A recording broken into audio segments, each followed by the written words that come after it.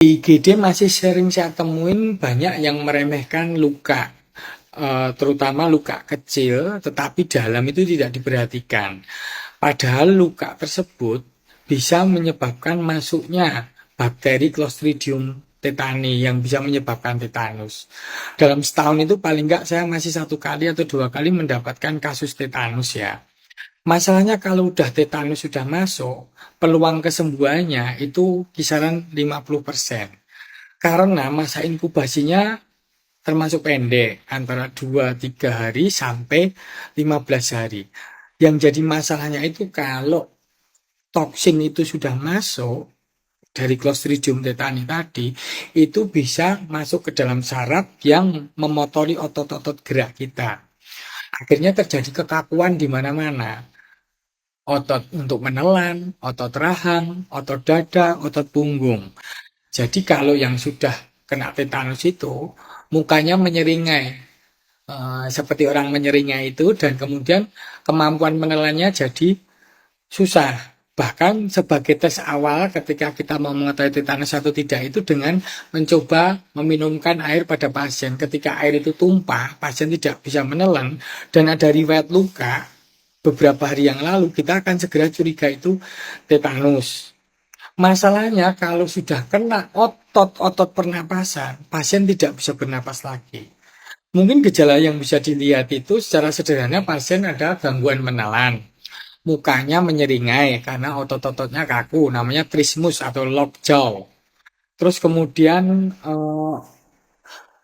posisi badannya biasanya kayak gini karena otot punggungnya kaku semua akibat toksin tetanus tadi. Jadi seperti orang kayang seperti itu dan pasiennya kesakitan luar biasa. Bahkan sampai ada yang tulangnya patah karena regangan ototnya yang tidak bisa dikendalikan. Kalau tidak terlambat di rumah sakit, dan kebetulan pasien tersebut tidak pernah mendapatkan vaksin atau imunisasi tetanus, biasanya pasien segera diberikan anti tetanus serum dan antibiotik dan kemudian obat pereda kejang. Sebagian tertolong tetapi tetap pengawasannya harus ketat di ruang isolasi atau ruang ICU karena pasien yang kena tetanus itu sangat sensitif terhadap cahaya. Makanya lampu di ruang rawat isolasi pun biasanya dimatiin. Terus kemudian sensitif terhadap angin yang kencang, hawa dingin misalnya. Terus kemudian sensitif juga terhadap suara yang keras atau sentuhan. Itu bisa menyebabkan kejang-kejang. Makanya saran saya, jangan meremehkan luka. Kalaupun memang cara pembersihan luka, luka itu terjadi, segera bersihkan dengan air mengalir.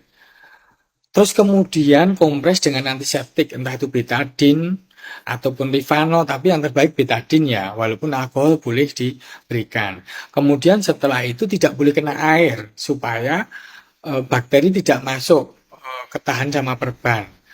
Kalaupun memang luka itu dalam dan agak kotor, terus berhasil dibersihkan, yakin dibersihkan tak oleh diri sendiri atau di IGD misalnya, itu dikasih mungkin salep anti mikroba, antibiotik. Tetapi kalau luka itu tipis nggak perlu salep ya, karena bisa menambah ketebalan luka, biasanya menjadi kerak biasanya. Itu cara penanganan luka. Tetapi kalau luka itu kita dalam, sebaiknya dibawa ke IGD untuk diobservasi. Kalaupun memang luka itu bisa dibersihkan dengan baik dan belum ada riwayat pemberian imunisasi tetanus, DT, difteri tetanus, di masa lalunya sebaiknya diberikan anti tetanus serum.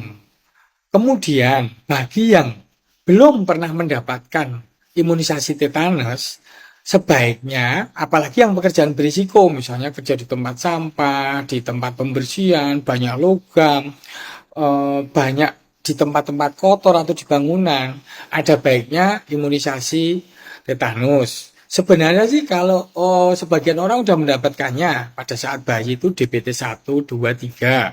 Kemudian waktu SD itu biasanya mendapatkan 2 kali ya, DT atau TT misalnya. Tapi umumnya kalau kerjanya berisiko setelah masa tuanya perlindungannya mungkin nggak bisa full maksimal ya, boleh dilakukan imunisasi ulang. Tetapi kalau pekerjaan tidak berisiko ya tidak perlu.